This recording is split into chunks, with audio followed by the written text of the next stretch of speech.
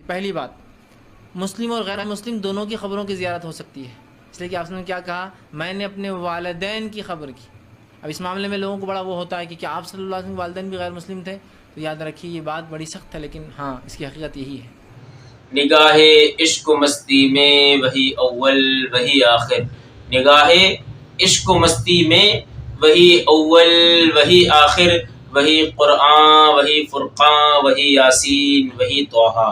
حضرات محترم، آئے دن سوشل میڈیا پر کچھ نام نہاد ملے، کچھ اپنے آپ کو دین کا ٹھیکیدار کہنے والے داڑھی ٹوپی رکھ کر اور حدیثوں کو اس طریقے سے بیان کرتے ہیں جیسا کہ حدیث نہیں ہے بلکہ کوئی عام کتاب ہے اور ان کے باپ نے اس کتاب کو لکھا ہے۔ نانا جناب، کچھ لوگ ایسے آ رہے ہیں تو آپ نے کرنا یہ ہے کہ ایسوں کی باتوں پر دھیان نہیں دینا ہے۔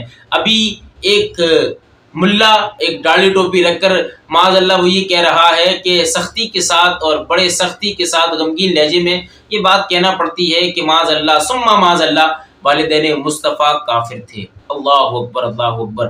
یاد رکھو، حضور علیہ السلام کے والدین اعلیٰ درجے کے ایمان والے، توحید پرست اور ایمان پر حیات رہے اور ایمان ہی پر وفات پائی۔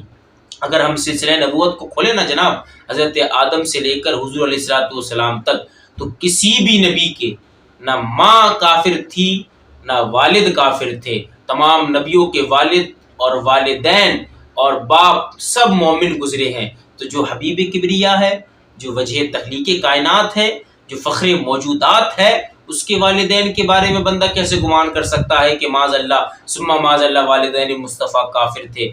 آؤ میں دلیل دیتا ہوں۔ پارہ 2 سورہ بقرہ کی آیت نمبر 221 میں اللہ رب العزت ارشاد فرماتا ہے وَلَا عَبْدٌ مُؤْمِنٌ خَيْرٌ مِّن مُّشْرِكٍ۔ اللہ فرماتا ہے مومن غلام بہتر ہے آزاد مشرک سے۔ اب حدیث سنو، بخاری شریف کی حدیث ہے، جلد نمبر 2 ہے، صفحہ نمبر 372، حدیث نمبر 3557 ہے۔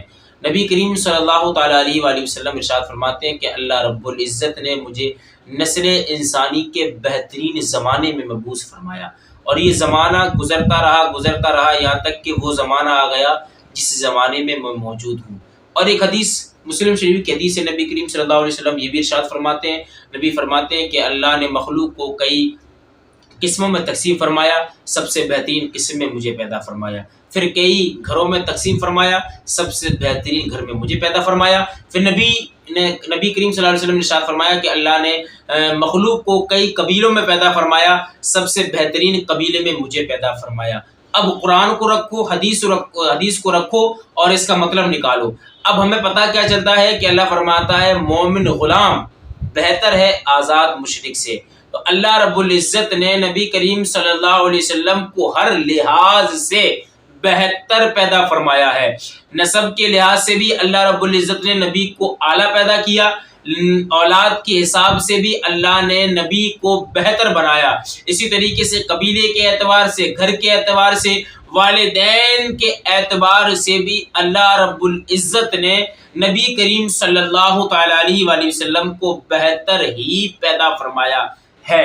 اور حضرت آدم سے لے کر حضرت عبداللہ تک، حضرت حوا سے لے کر حضرت آمنہ طیبہ طاہرہ تک، نبی کریم صلی اللہ تعالیٰ علیہ وآلہ وسلم کے جتنے آباء و اجداد ہیں، جتنی امہات ہیں، جتنی بھی آپ کی والداں ہیں، تمام کی تمام مومن اور ایک خدا کی عبادت کرنے والے ہی گزرے ہیں۔ نبی کریم صلی اللہ تعالیٰ علیہ وسلم کے والدین مومن ہیں۔ اور ایک اور مسلم شریف کی حدیث ہے، نبی کریم صلی اللہ علیہ وسلم ارشاد فرماتے ہیں کہ اللہ رب العزت نے اولاد اسماعیل کو کنانہ پہ چن لیا، اور کنانہ سے قریش کو چنا، اور قریش سے بنو ہاشم کو چنا، اور بنو ہاشم سے مجھ کو چنا۔ اب جناب اندازہ لگائیے کہ اللہ رب العزت نے نبی کریم صلی اللہ علیہ وسلم کو تمام قبیلے والوں سے، تمام لوگوں سے چن لیا۔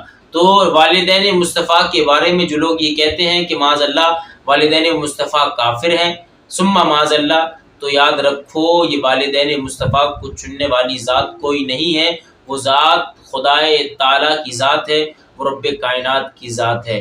تو اگر کوئی یہ کہتا ہے کہ والدین مصطفیٰ معاذ اللہ کافر ہیں تو اس کو یہ بھی ماننا پڑے گا کہ رب کے چننے میں کمی ہے، معاذ اللہ ثم معاذ اللہ۔ اگر کوئی یہ مان لے کہ رب کے چننے میں اور رب کے اختیارات میں اور رب کے کمالات میں کمی ہے تو معاذ اللہ پھر وہ مومن ہی نہیں رہے گا بلکہ کافر ہو جائے گا۔ اللہ رب العزت ہمیں ایسے لوگوں سے دور عطا فرمائے اور اہل حق، اہل سنت والجماعت پر مضبوطی سے قائم رہنے کی توفیق عطا فرمائے۔